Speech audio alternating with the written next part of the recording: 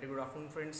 मैं हूं शुभम पाल और आज हमारा जो टॉपिक है फिर से अप्लाइड मैकेनिक्स में लेकर आया हूं एक नया टॉपिक आपके लिए। पिछली बार जो वीडियो बनाई थी मैंने उसमें आपको बताया गया था कि इंट्रोडक्शन मैकेनिक्स क्या होता है, किस तरीके से किसने इन्वेंशन किया था, क्या कौन कौन से साइंटिस्ट ने उसमें कंट्रीब्यूशन किया है। आज हम पढ़ने वाले हैं इंजीनियरिंग मैकेनिक्स का क्लासिफिकेशन। तो जो मैकेनिक्स होती है उसका क्लासिफिकेशन देख पा रहे हैं आप लोग कि मैकेनिक्स का क्लासिफिकेशन यहाँ पर मैंने किया है। दो ब्रांचेस होती हैं इंजीनियरिंग मैकेनिक्स की, बेसिकली दो ब्रांचेस हैं, उनकी फिर फर्दर सब डिवाइडेड किया जा सकता है उनको बाकी ब्रांचेस में, लेकिन मेनली इंजीनियरिंग मैकेनिक्स की दो ब्रांचेस हैं। पहला मैकेनिक्स ऑफ सॉलिड्स है, दूसरा मैकेनिक्स ऑफ फ्लूइड्स है। ठीक, सॉलिड आप सभी लोगों को पता है, ऐसी बॉडीज जिनमें आपका रिजिड स्ट्रक्चर होता है, इंटरनल मॉलिक्यूलर स्ट्रक्चर रिजिड होता है, ऐसी ऑब्जेक्ट्स को कहते हैं सॉलिड्स। एंड जिसमें जो इंटरनल मॉलिक्यूलर स्ट्रक्चर है वो रिजिड नहीं होता है, ऐसे और जिनकी टेंडेंसी होती है फ्लो करने की, ऐसे सब्सटेंसेस को क्या कहते हैं, फ्लूइड्स। ठीक है, तो मैकेनिक्स ऑफ सॉलिड्स आपको दिखाई दे रहा है। मैकेनिक्स ऑफ सॉलिड्स की फर्दर दो ब्रांचेस होती हैं, एक होता है मैकेनिकल ऑफ डिफॉर्मेबल बॉडीज और एक होता है मैकेनिकल ऑफ रिजिड बॉडीज। ये जो पार्ट है मैकेनिक्स ऑफ रिजिड बॉडीज वाला, ये मैकेनिक्स ऑफ रिजिड बॉडीज को ही हम अप्लाइड मैकेनिक्स बोलते हैं। ये हमारा जो सब्जेक्ट का नाम है अप्लाइड मैकेनिक्स, वो यहाँ से शुरू होता है, मैकेनिक्स ऑफ रिजिड बॉडीज। इसमें जितनी भी बॉडीज के बारे में हम पढ़ेंगे, जितने भी मैकेनिक्स के लॉज के बारे में पढ़ेंगे, वो सब एप्लीकेबल होंगे रिजिड बॉडीज़ के लिए, ओनली फॉर रिजिड बॉडीज़। तो अप्लाइड मैकेनिक्स में आप जब भी पढ़ेंगे तो रिजिड बॉडीज़ के बारे में पढ़ेंगे। ठीक, फिर से यहाँ पर देखें आप, डिफॉर्मेबल बॉडीज़ वो बॉडीज़ होती हैं जिसमें आपका जो इंटरनल मॉलिक्यूलर स्ट्रक्चर है उसमें यदि आप दो पॉइंट्स ले लें, उन दो पॉइंट्स को फोर्स लगाने पर यदि उनके बीच की डिस्टेंस नहीं बदलती है तो उसको बोलते हैं रिजिड बॉडी। रिजिड बॉडी वो होती है जो एक्सटर्नल फोर्स लगाने पर, जिसमें शेप और साइज में, जिसके शेप और साइज में कोई भी चेंज नहीं आता है, ऐसी बॉडीज़ को बोलते हैं रिजिड बॉडीज़। और ऐसी बॉडीज़ जिसमें एक्सटर्नल फोर्स लगाने पर शेप और साइज में चेंज होता है, किसी भी दो पॉइंट्स के बीच की जो डिस्टेंस है वो कांस्टेंट नहीं रहती, कंप्रेस आप करते हैं तो घट जाती है, टेंसाइल फोर्स लगाते हैं तो बढ़ जाती है, ऐसी बॉडीज़ को आप बोलते हैं डिफॉर्मेबल बॉडीज। जैसे कि rubber,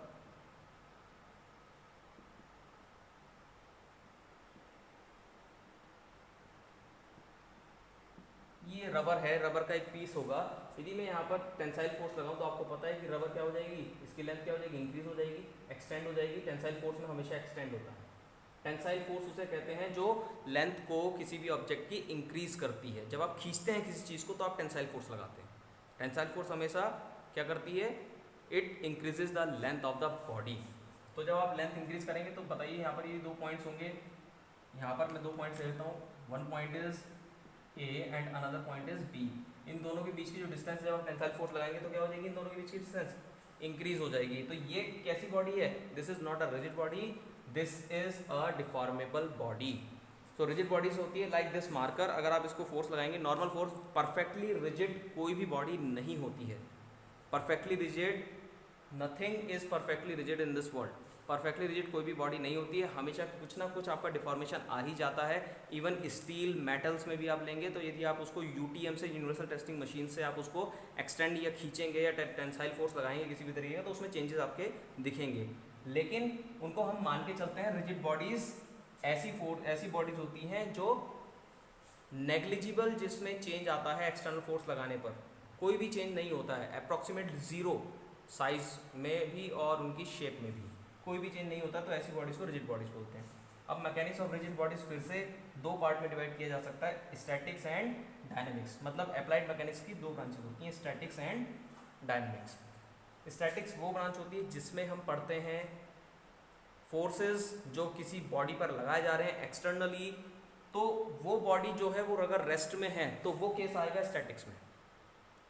When the external force is applied on any body which is in rest condition or in equilibrium condition, then it is known as statics. Statics एक ब्रांच है साइंस की जिसमें हम स्टडी करते हैं उन बॉडीज़ की जिन पर एक्सटर्नल फोर्स लगाया जा रहा है लेकिन वो रेस्ट में है या फिर इक्विलिब्रियम कंडीशन में है। ठीक है, डायनेमिक्स, रेस्ट का मतलब होता है रुकी हुई कंडीशन में, वो चल नहीं रही है, इस तरीके से आपकी वो स्टैटिक है। जैसे कि ये मार्कर मेरे हाथ पे स्टैटिक पोजीशन में है, ये चल नहीं रहा है, मूव नहीं कर रहा है, तो इस पोजीशन को कहते हैं रेस्ट पोजीशन। यदि कोई भी बॉडी मूव करती है, आगे पीछे रोटेट करती है, कैसी भी है, उसको मोशन, उस स्टेट को कहते हैं मोशन, कि वो बॉडी जो है वो मोशन में है। ठीक, दूसरी ब्रांच है इसकी डायनेमिक्स। डायनेमिक्स ठीक उल्टा है स्टैटिक्स का। डायनेमिक्स ब्रांच में क्या होता है, ऐसी बॉडीज़ जिन पर फोर्स, एक्सटर्नल फोर्स लगाया जा रहा है और वो मोशन में है, ऐसी बॉडीज़ की स्टडी किस में आती है, डायनेमिक्स कहलाती है। Dynamics is a branch of science or branch of applied mechanics in which we study about the bodies under the action of external forces which are in motion. ठीक, dynamics की further दो branches होती हैं, एक होती है kinematics और दूसरी होती है काइनेटिक्स. काइनेमेटिक्स क्या होती है? काइनेमेटिक्स ऐसी ब्रांच होती है डायनेमिक्स की, is a branch of science जिसमें हम मोशन की स्टडी करते हैं.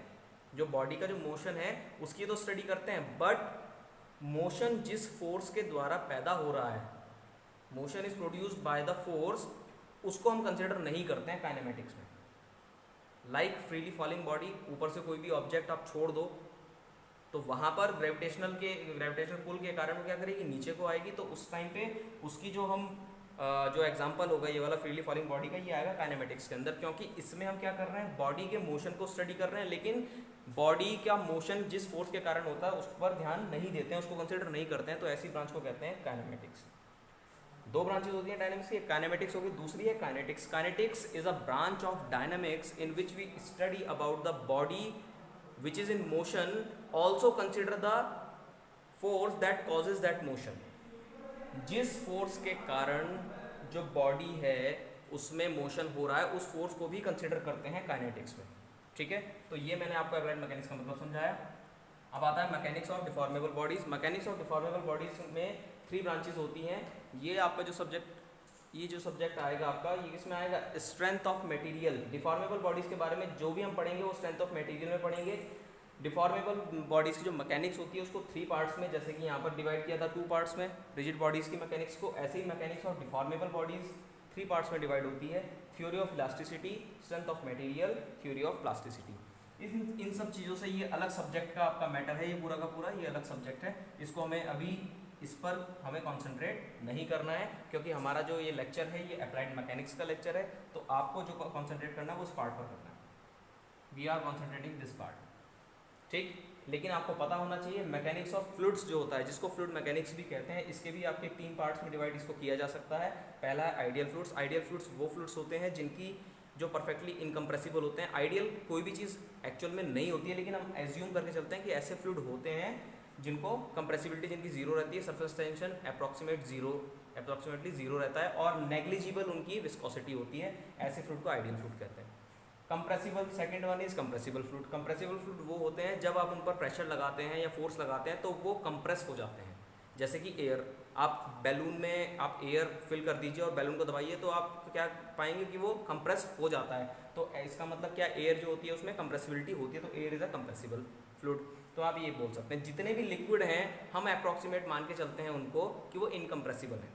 अप्रॉक्सीमेट मान के चलते हैं, होते नहीं है, कंप्रेसिबिलिटी सब में होती है थोड़ी बहुत, लेकिन थोड़े बहुत सारे के सारे फ्लूइड जो है वो प्रेस हो सकते हैं. यदि आप पानी को भी थोड़ा दबाओगे तो दब जाएगा, लेकिन उतना नहीं जितना कि एयर कंप्रेस हो जाती है. इसलिए एयर की कंप्रेसिबिलिटी ज़्यादा होती है. तो ऐसे फ्लूइड्स जो कंप्रेस हो जाते हैं उनको कंप्रेसिबल फ्लूइड्स कहा जाता है. विस्कस फ्लूइड्स वो होते हैं जिनकी विस्कोसिटी ज़्यादा होती है then the ideal fluids. Viscous fluids वो होते हैं जिनकी कंपैरेटिवली विस्कोसिटी हाई होती है. जैसे कि विस्कोसिटी का मतलब होता है आपका tendency, it is a resistance to motion.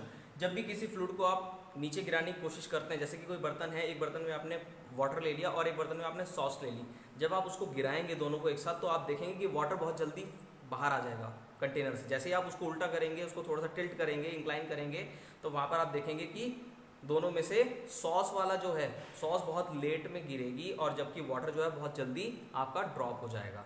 ठीक, तो इसका मतलब ये होता है कि सॉस की जो विस्कोसिटी है वो ज़्यादा है. तो विस्कोसिटी का मतलब होता है opposition of flow. Viscosity is a property of the fluids by which it offers resistance to the motion.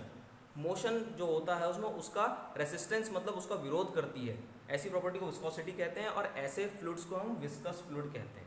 तो ये आपको दिखाई दे रहा है. आई थिंक ये आपको चार्ट पूरा का पूरा समझ में आया होगा. ठीक, इंजीनियरिंग मैकेनिक्स का चार्ट था. नेक्स्ट टाइम में आपको इसी की अप्लाइड मैकेनिक्स के बारे में थोड़ा सा और डिस्कस करेंगे, जिसमें आपको मैं बताऊंगा कि डिराइव्ड यूनिट्स और बेसिक यूनिट्स क्या क्या होती हैं. जो बेसिक यूनिट्स होती हैं वो कितनी होती हैं, उनकी यूनिट्स क्या क्या होती है, क्वांटिटीज़ कौन कौन सी हमारी बेसिक में आती है, कौन सी क्वांटिटीज़ हमारी डिराइव्ड में आती हैं, या दोनों में कौन सा रिलेशन होता है, ये सारी चीज़ें उसमें डिस्कस करेंगे. ओके, ये वीडियो देखने के लिए थैंक यू.